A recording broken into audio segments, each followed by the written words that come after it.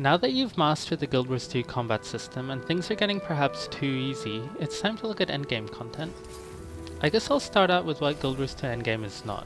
It's not an endless addictive gear treadmill or experience grind, like you see in so many other MMOs.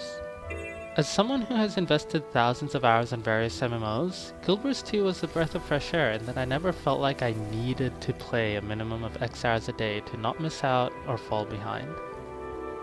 Most MMOs have endless gear treadmills or time-gated content that force you to log on daily to stay competitive. Moreover, in a lot of games your goal is to increase some number that has no upper cap, whether that be your wealth, your character's level, or some sort of ranking. While there's nothing wrong with that, problems arise once players start seeing these numbers as equivalent to real-life achievements, or start using these numbers to validate their self-worth. Avoiding these traps is on the player, but MMOs have made an industry out of preying on these player tendencies to increase playtime. What's fresh about Guild Wars 2 is that it doesn't try to hide the fact that your account value or achievement points are just numbers. In fact, increasing your account value is so non-addictive in Guild Wars 2 that the lack of grind is one of the reasons that players feel lost at endgame. I've never grinded in Guild Wars 2. Any binge gaming session that I've had was because I wanted to, and not because I felt like I needed to. Either I wanted to check out the new map, or the new boss, or just felt like speed clearing dungeons. So I guess the question is, if getting richer or getting higher achievement points doesn't drive you, then why play? Well, Guild Wars 2's philosophy is that instead of working towards the end goal of gold, experience, or achievement points, you're rewarded these things.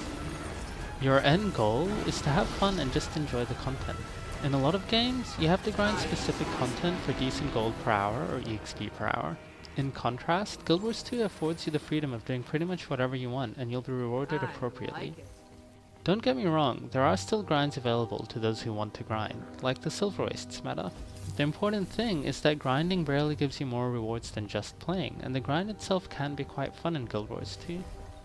The only time you have to do specific content is when you want the rewards to show that you did that content.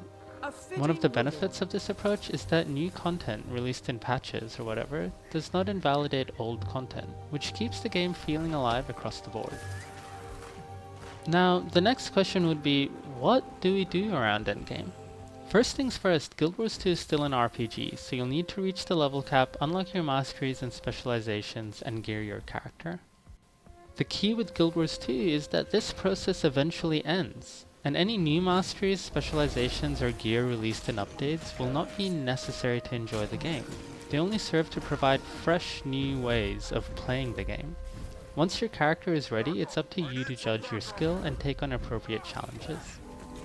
I won't go into too much detail, but you can check the Guild Wars 2 wiki and look up dungeons, fractals, raids, challenge modes, map metas, world bosses, collections, living story, holiday festivities, legendary weapons, PvP, and World v World. Don't forget that low level areas are still fun to map complete since your stats get scaled down. Now, if you'd rather avoid the wiki and get some direction in-game, I find that the Achievements tab serves as a good table of contents for the game. Completionists will enjoy doing all of the achievements, and players who want to reach high AP should try to do the daily achievements every day. If you're an older player thinking about returning, there are a few things to note. Dungeons are not as popular as they used to be, but they're still profitable. Fractals have been streamlined so that you pick which fractal you want to do, rather than the old system of having to do 3 randomly generated fractals. The main source of rewards in fractals is through the fractal dailies now, which has 2 benefits. First, things are kept relatively fresh, as the system discourages people grinding the quickest fractal on repeat. Second, this system funnels the community into the same fractals for that day, making it easier to find parties. Raids seem to intimidate some new and returning players, but they're not so bad.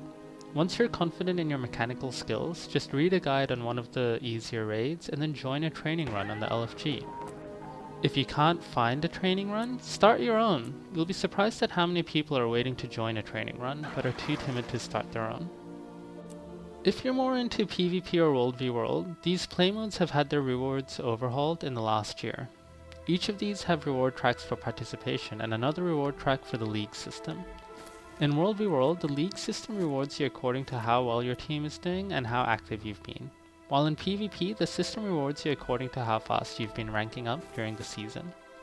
Tied to these reward systems are the PvP and World v World legendary armors and back pieces. Along the way, you can earn ascended gear as well. This is in perfect parallel with PvE rewarding the shinier legendary armor through raids and a legendary back piece through fractals, with both fractals and raids providing ascended gear. In addition to the rewards, World v World and PvP has seen some other small changes. For example, World v World recently added gliding for Heart of Thorns players, and PvP now has daily automated tournaments for 5-man teams, where you can go against the best players in the world. Like raids, newer players could find PvP or World v World intimidating, so I guess a few tips are in order. World v World really shouldn't be too intimidating. Have a read of the wiki page, especially the section on scoring and jargon, then just jump in. Look for a commander tag on the map and join their squad, and if asked, join their TeamSpeak server and just listen. You don't have to talk. If you can't find a commander, try roaming the map and backcapping smaller objectives. You should be able to solo supply camps and scouts. For PvP, I think the most important things to focus on at first is map awareness, capturing points, and knowing how to escape bad situations.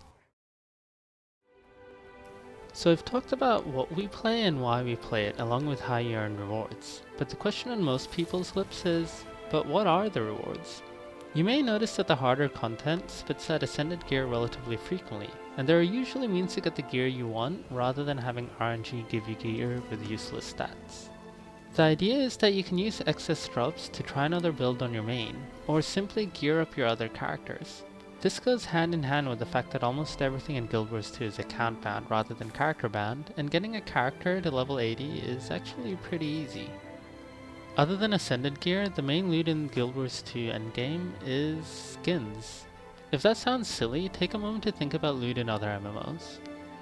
Usually, the loot is there to serve as a trophy, attesting to the time and effort you put into accomplishing something.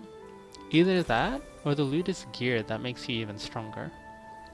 Because Guild Wars 2 has an aversion to gear treadmills, this second option is not viable, so most of the loot is of the first type. You'll have amassed gold, materials, and collection items from all your adventures, and you'll want to show this off to other players. So, you complete your collections and use your golden materials to unlock rare skins and form cool outfits. This is how you showcase your accomplishments in the game, and the reason it works is because the whole point of loot at Endgame is prestige. ArenaNet just found a way for players to show off their prestige without having to go after more and more powerful gear. Okay, well, I think that's all I have to say on this topic. In fact, I think that's all I have to say on this series, so I'll bid you all adieu. Thanks for watching, and the next time a friend of yours says, "Oh, I played Guild Wars 2 at launch, but I didn't really like it," send them my way. If a friend's thinking about buying Path of Fire or starting Guild Wars 2, send them my way. I guess, for once, I'll ask you to like, share, and I guess don't really bother subscribing.